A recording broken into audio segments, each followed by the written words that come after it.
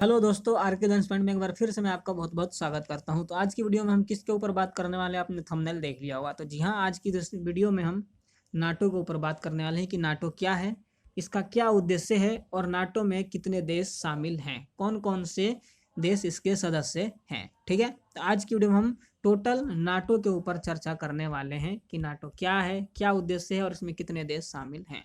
अगर आप नाटो के बारे में जानना चाहते हो तो वीडियो में अंत तक बने रहिएगा, और अभी तक आपने हमारे चैनल को सब्सक्राइब नहीं किया तो सब्सक्राइब करके नोटिफिकेशन बेल कॉल पर सेट कर लेना और वीडियो को लाइक कर देना। तो चलिए अब वीडियो को स्टार्ट करते हैं और जान लेते हैं कि नाटो क्या है।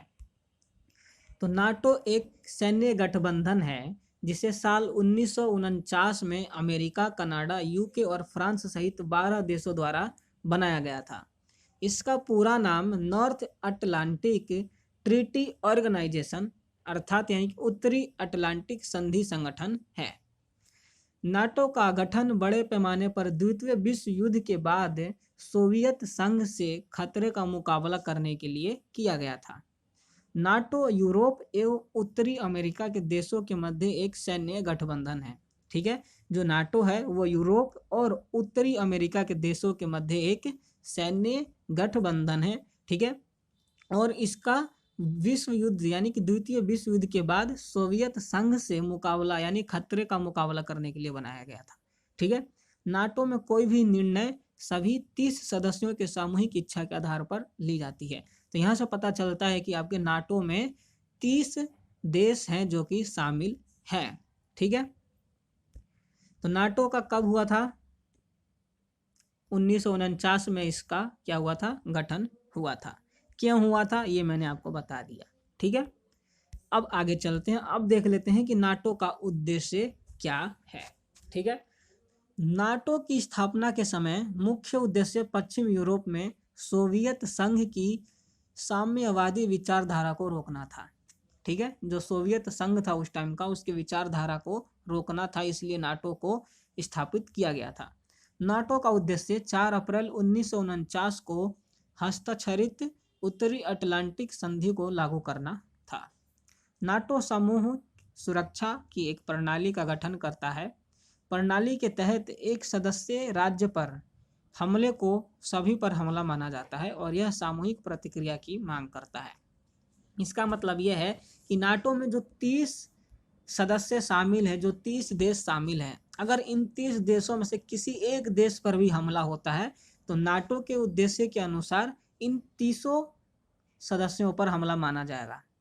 जैसे इंडिया है, नाटो का सदस्य है। ठीक है, अगर इंडिया पर कोई अन्य देश हमला करता है तो उस हमले को इन माना जाएगा कि 30 देशों के ऊपर वो हमला किया गया है और फिर ये 30 देश मिलकर उससे निपटेंगे।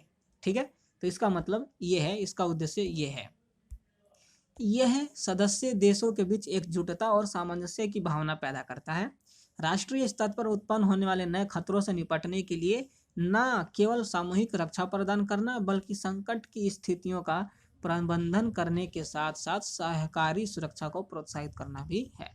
ठीक है, तो यह जितने भी 30 देश हैं इनमें शामिल हैं, उन सभी के एक बीच एकजुटता और सामंजस्य की भावना पैदा करता है और राष्ट्रीय स्तर पर जो भी खतरे उत्पन्न होते हैं उनसे निपटने के लिए और उनको सामूहिक सुरक्षा प्रदान करने के लिए उनका प्रबंधन करता है और साथ ही साथ सहकारी सुरक्षा को भी प्रोत्साहित करता है। तो ये है उसका उद्देश्य। अब देख लेते हैं कि नाटो का सदस्य देश कौन कौन से हैं और कितने हैं।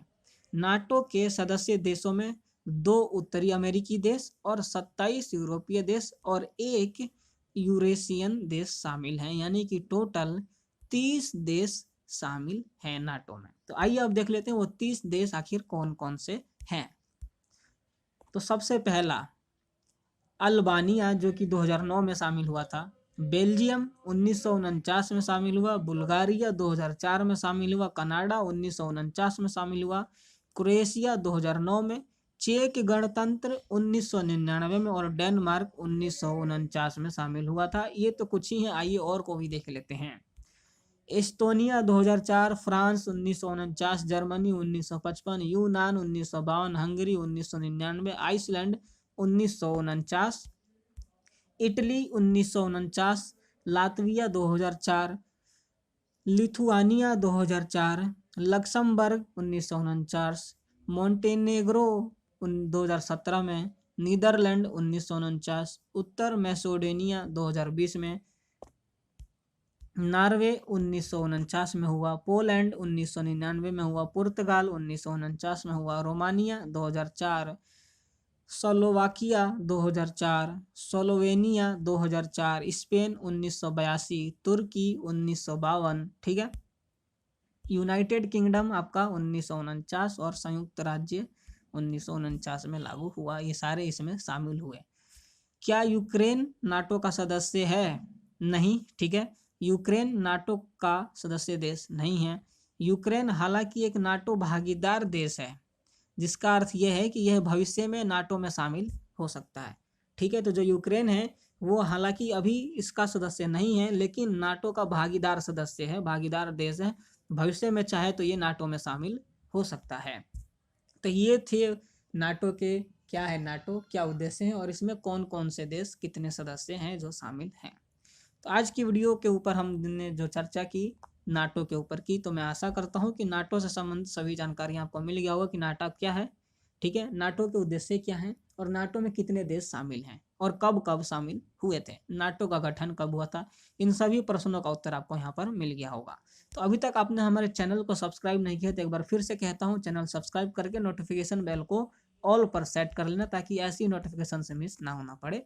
कमेंट करके मुझे जरूर बताना कि क्या ये बातें आपको पहले से पता थी। अगर पता थी तो बहुत अच्छी बात है, नहीं पता थी तो जरूर कमेंट करना।